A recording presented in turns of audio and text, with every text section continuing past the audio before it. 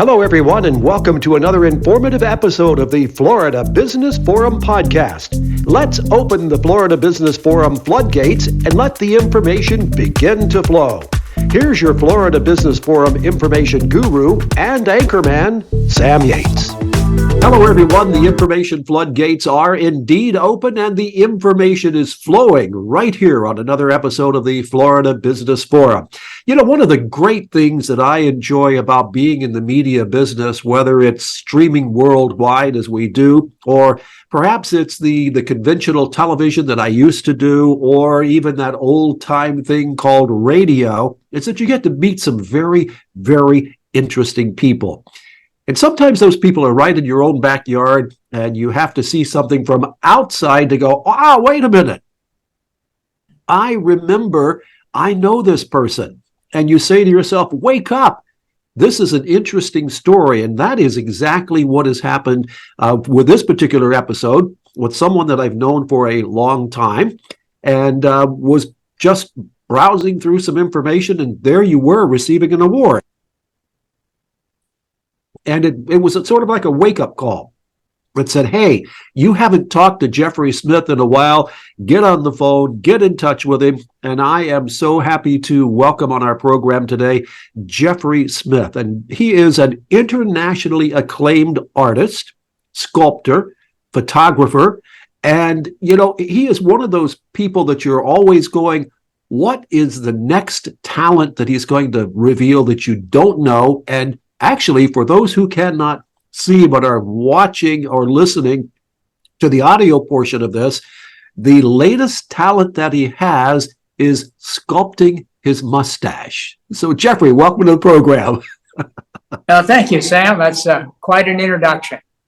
Well, you know, I'm never at a loss for words, but it is my pleasure to welcome you to the program. And I know that we have known and chatted with each other for quite some time, but not everyone is familiar with you as I am. Tell us about yourself. Give us a bit of the historical vantage point. Well, I grew up in Northern California in a family where we spent all our time outdoors, whether on the bay, on the ocean, in the marshes, in the mountains. And my love of wildlife was fostered at a very early age. I think when I was 15, I started doing duck decoy carvings, wood carvings. My grandfather was quite an accomplished carver, and he helped me get started. And I made these decorative duck decoys, and I enjoyed that.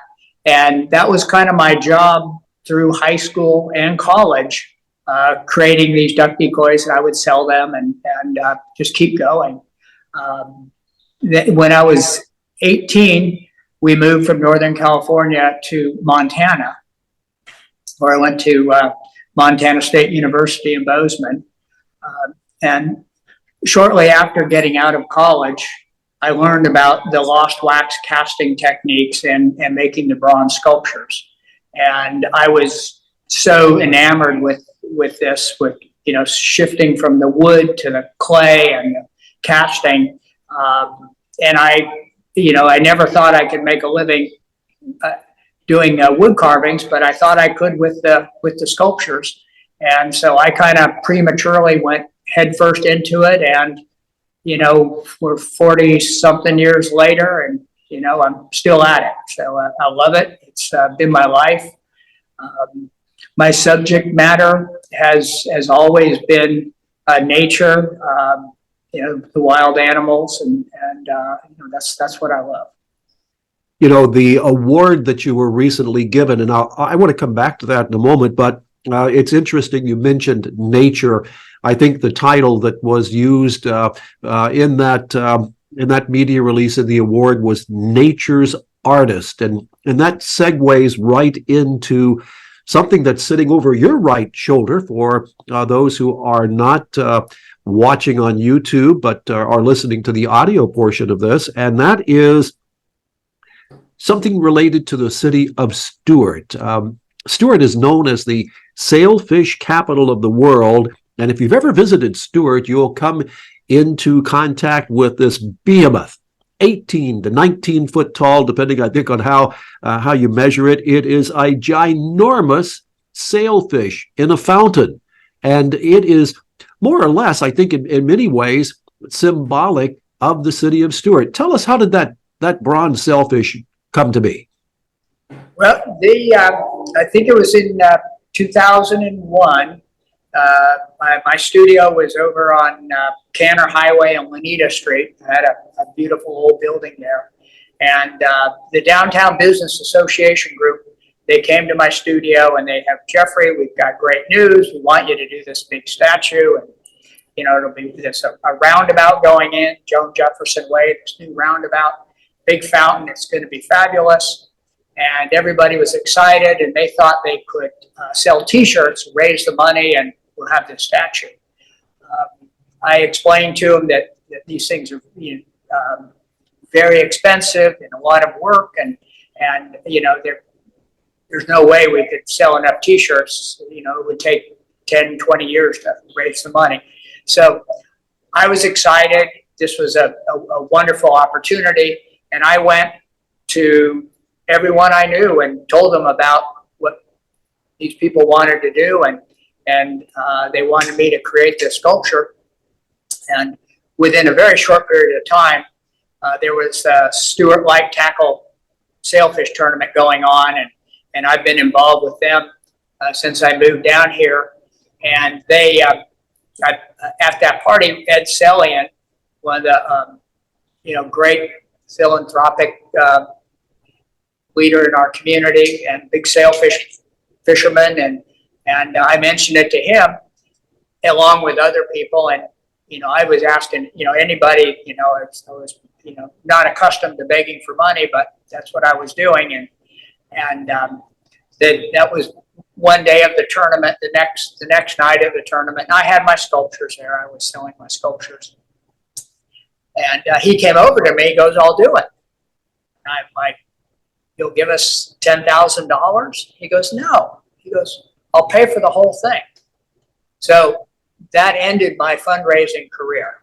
So I didn't get the experience I was looking for of getting all these people to, amass this fortune to pay for this big statue. But we moved forward. I made the sculpture. The impact that it has had on the community is unbelievable. And I travel around the world a lot. Everybody knows the statue in Stuart. I've even had people say they moved to Stuart because of that sculpture. Any town that has a fish in the center of their town, that's where I want to live, kind of thing. It was USA Today did an article on it, and it was when we put it up, all the local newspapers. But even today, it's 20 years old. It's our 20th anniversary, and people love it. I mean, it's a point of pride. It's iconic. It's fabulous. I'm so glad that I made it. So happy that it's been received this way, and it really has shaped Stuart. In addition to the Stuart sailfish, that's probably my most famous sculpture in town. But we have, I think, 18 other, half a dozen large-scale pieces and a number of smaller ones all over town. And I don't know any other city that has an outdoor collection of sculptures by one artist such as this. Truly, truly fortunate community to have that.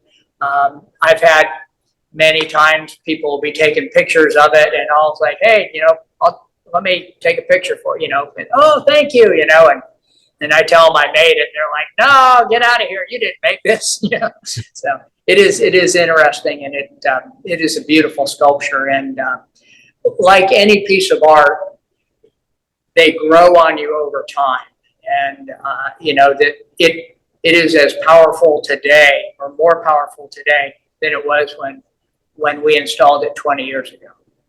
It has certainly taken on quite a patina, and that sort of leads into something. I want to come back to the sailfish, but for anyone who wants to get in touch with you, whether they're looking to purchase something from one of your galleries, they see something online, Or perhaps they would even like to say, Geoffrey, I have this idea. I would like for you to sculpt something for me or paint something for me. How can they get in touch with you? We have our website. It's geoffreysmith.com. That's GeoffreySmith. That's easy. We're also in the process of setting up a nonprofit to help with our environmental work and getting sculptures out to help with that message, and that's theartofnature.net.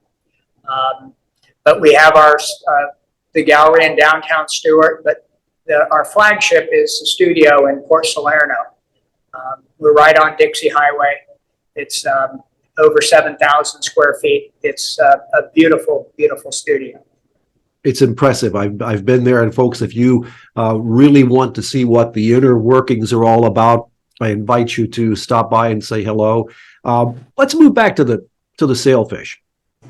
When I look at that sailfish, I can almost see it coming to life, and really, you have brought that to life. But it, as I think you mentioned, was a lot of work. The lost art came back to being, not just with that, but explain what went into making that sculpture. Well, when bringing something to life, I think, for me, I can look back and say, that's a lifetime of observation and learning and seeing and knowing how to make something move.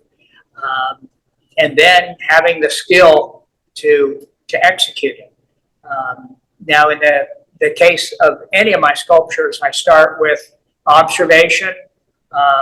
Sailfish, we have a lot of sailfish here. I've done a lot of fishing for them. I've swam with them.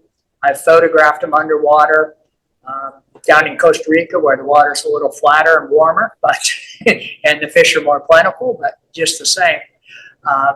So I try to learn as much about the animal as possible, and then put that all together. It's goes into drawings, and then from the drawings we make I call it's a maquette, which is a French word for model, and we make the maquette, and that's a little three-dimensional sketch. And I start out with a rough one, and then I'll refine it, and that will eventually become essentially the blueprint to where we enlarge and make the big sculpture. So I have this 2-foot sculpture, and then we kind of enlarge it.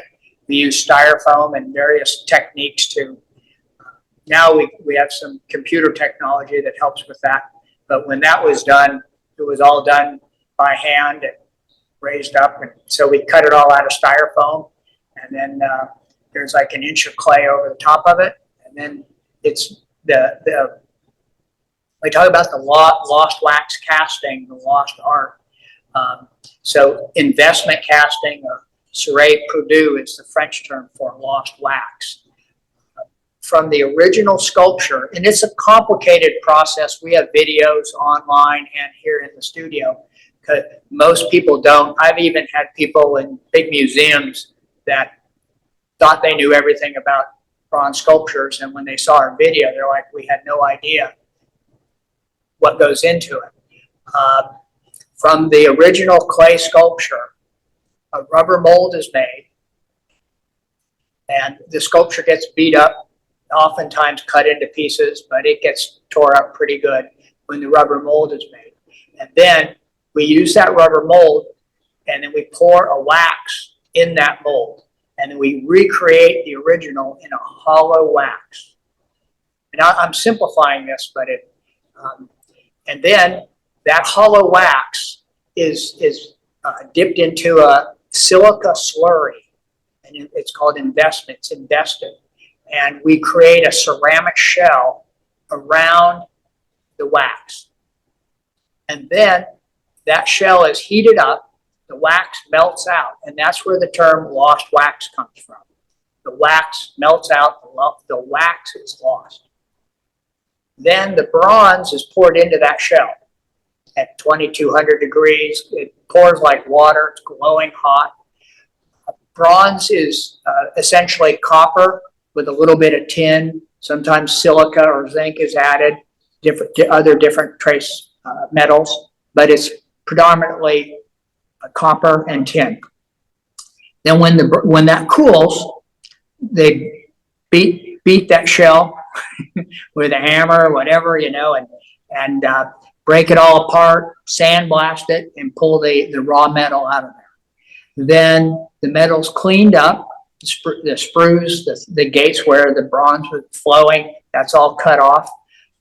And then heat and chemicals are applied to the surface texture to get the patina. The patina is the color, and it goes from all different, rich browns and greens to sometimes we use some paint pigments to get different colors. But that's a traditional treatment to the metal, the patina. And patina comes from the Greek word for color. And then the last thing is it's sealed, waxed, and to protect it and keep that color. How long this sounds like and for ladies and gentlemen, for those of you who want to see more meticulous detail of what goes into this, as Geoffrey said, it is on their website and also in their studio. But how long does that entire process take from beginning casting to final product? Well, on my larger projects, they're now in that 2 to 3 year process. But the actual sculpting may be anywhere from a week to a month. And then the foundry process can be anywhere from, it used to be like 3 months, but now it's more like 6 months to a year between the molding and all the casting. It's gotten much more, after COVID, much more difficult. Were you there for that Sailfish casting in person when the molten metal was poured into the cast? Were you there? So not during that, but I'm there when all the panels are welded together. I mean, there were people crawling inside the body of the fish, welding on the inside. So I'm there for putting all the metal together, getting it just right, and then going over the surface texture, making sure, where the welds are, that they're all chased out, you can't see them. So I was there for all of that. I was there for the whole patina process. That's a piece that big. We've got multiple people on multiple scaffoldings, with blow torches going around trying to kind of evenly heat this whole structure up. And it's real easy to back into somebody else with the blowtorch. So it can be, and the patina on that piece was probably an 8-hour, 10-hour process. But it turned out great. And then we loaded on a trailer and had it driven down here to Stuart. What was your feeling like? I don't know if the Sailfish was your first major piece, but what was the feeling like for your first major piece? How did you feel? What emotions did you have? Well, it's a long process, and you have a lot of time to think while you're, working on it. I know when I first started working on the full-size model, going up and down a scaffolding that's 18 feet high with a bucket of clay. At first, you're very cautious and scared, and you could fall and get hurt, and people have, but, after a few days of that, you're going up and down the tree, up and down the scaffolding and used to it and in the flow.